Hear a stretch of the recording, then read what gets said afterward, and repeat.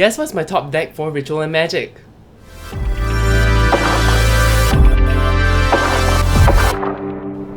Hi everyone, this is Casper the Boy Diviner here today, and I wanted to talk about my top deck for Ritual and Magic. This is part of Ethany's 31 Days of Tarot 2020, so I'm really hoping to dive in a little, but this would be a pretty short video just because, I only have one top deck. That's the question, right?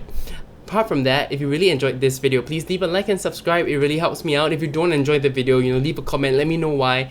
Put a dislike. I think that really also helps me understand what kind of videos you want, how long you want a video, what kind of content you're looking for, okay?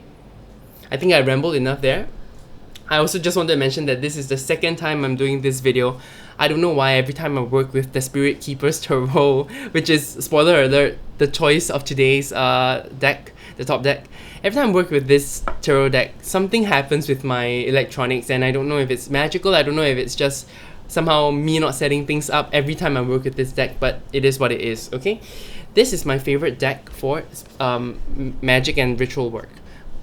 Largely in part because Benebell Wen gives a hefty manual on how to use this for ritual. If you buy the deluxe edition, you get this whole thick book about how to work with the deck. Covers a lot of ground about what symbols there are, and then more importantly, things to do with magic. So some of the topics that she covers is like the tarot as a spirit talking board. Can you use it to talk with spirits? The Spirit Keepers Tarot as a daily book of prayer. Assessing the Akashic records with this deck, many things, and all these things I've not actually tried yet, because the main ritual that this book covers is the coloring ritual, where you get to know the deck better through coloring with it. I'm gonna link a video where I actually showed you how I started the ritual of coloring and then colored in the first and second septenary.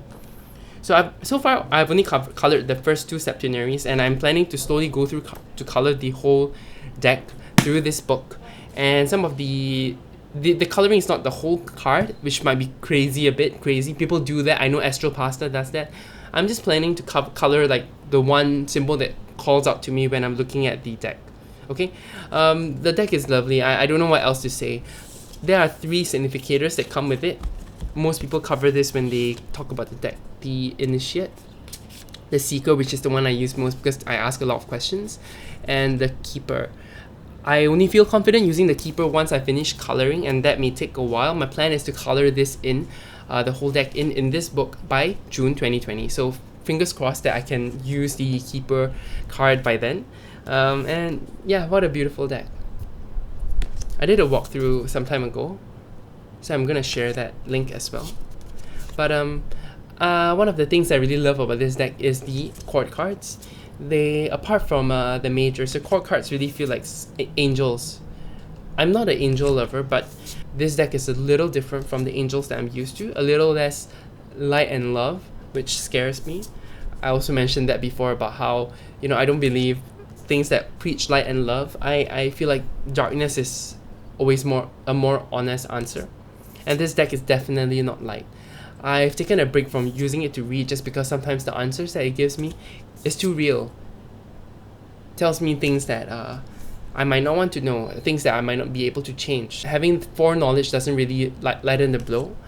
So maybe that's why I have also stopped continuing with my coloring ritual, just because of this inner fear with this deck. I didn't mention this in the previous version, so maybe that's why I needed to do a second round of talking about this deck, just to get to that deeper knowledge.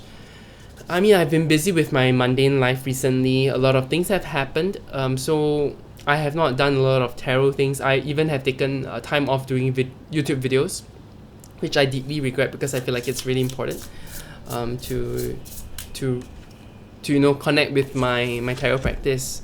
But it is what it is, and I can't wait to dive back into the tarot.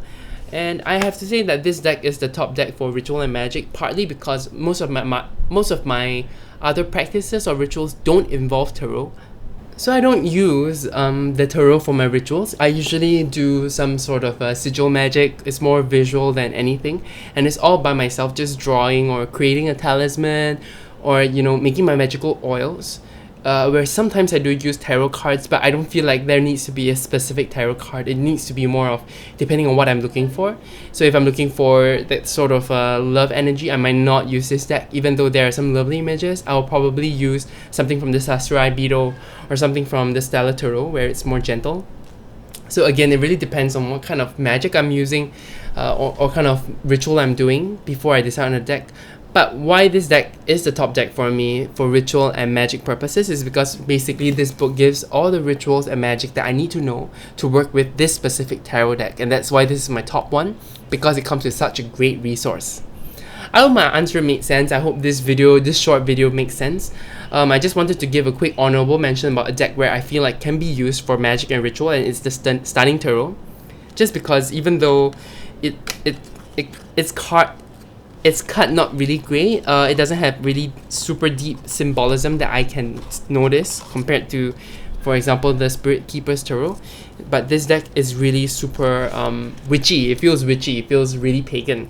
The black cat, the ram, the Eight of Wands, you know, a witch riding on a broomstick. Beautiful images. This is a mermaid, Queen of Swords. So I really feel like this deck is an honorable mention. It could be used for magic, it could be used for ritual. I just haven't, because this deck is relatively new in my collection. You can see a full walkthrough right there. I haven't really used it enough to know whether it's the best deck for ritual. Okay, I hope you enjoyed this video. I hope this short shout out to the Stunning Tarot and long ramble about the Spirit Keeper's Tarot really solidified and gave you some ideas about what deck may be useful for you or good for you for ritual and magic. Okay, if you use any specific deck for ritual and magic, if you have a video, feel free to share it below. I'll be more than happy to try to take a look and see what grabs my attention, sparks my inspiration, and yeah, hopefully we all grow in our areas that we want to in 2020, and this video somehow helped. You guys enjoy the rest of the day. You take care. Bye.